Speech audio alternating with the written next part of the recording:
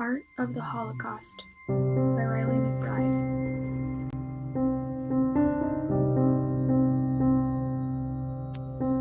Everyone knows the Holocaust, Hitler, the concentration camps, and the horrible destruction and murder of millions of innocent people. But what a lot of people don't know is that the Holocaust actually had a huge connection to art and artists of the time. During the Holocaust, millions of Jews were deported to concentration camps. Many of them were artists, painters, illustrators, sculptors, authors, and poets. Jewish artists' work often focused on the scenes and symbols that they experienced on an everyday basis in the concentration camps. Their capacity for creation often helped them. Artists were sometimes commissioned by other inmates or even Nazis. They were to receive extra rations and clothing in exchange for the drawings and paintings. The art the prisoners created during the Holocaust was an important tool for recording the events, atrocities, and mistreatments the inmates suffered. Before his military career in World War I, Hitler had wanted to be a student at an art program. However, he was unable to and had to give up pursuing a career as an artist.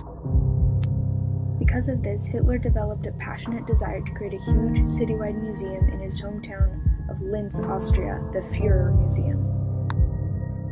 The museum would be the cultural center of the world and would outweigh even Vienna in cultural significance.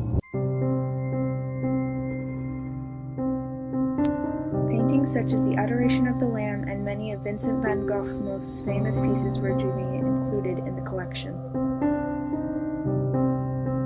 The Nazis stole over 75,000 pieces of artwork, most of which the monuments men returned to their owners and curators. The monuments men were historians, professors, curators, and enthusiasts recruited by the Allied powers to salvage, find, and return stolen artwork. To find and return around 700,000 of the pieces, and were often able to find homes for works whose owners had been killed. The art that Nazis commissioned at the time largely portrayed their Aryan ideals, included little to no diversity in its portrayal of certain figures, such as women. For the Nazis, art was just another tool for forced conformity and propaganda.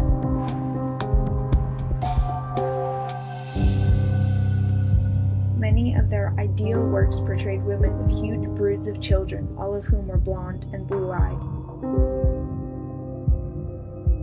By showing only these ideals in the art that they allowed, they also reinforced the other and us mentality, which separated the Aryans from everyone else, and suggested that non-Aryans were unworthy of being shown in art. I have lived 1,000 years. Ellie was a poet and had to give up her poems to protect them from being destroyed in the bonfire in the ghetto. Her art, her self-expression, was stolen from her as it was from millions of other authors and artisans as part of the Nazi atrocities.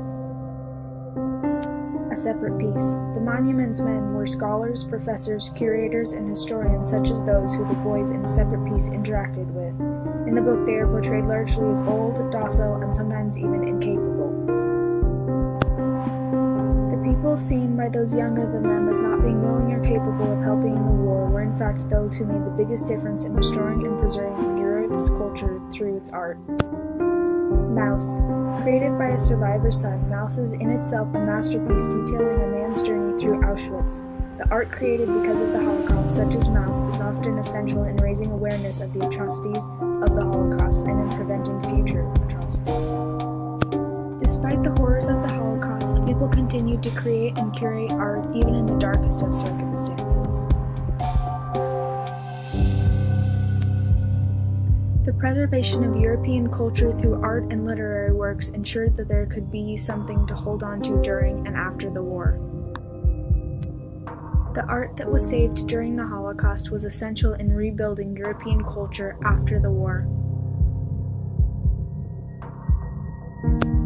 The Holocaust is perhaps the most important period in the past century, and understanding the art of this period is essential to understanding the Holocaust itself.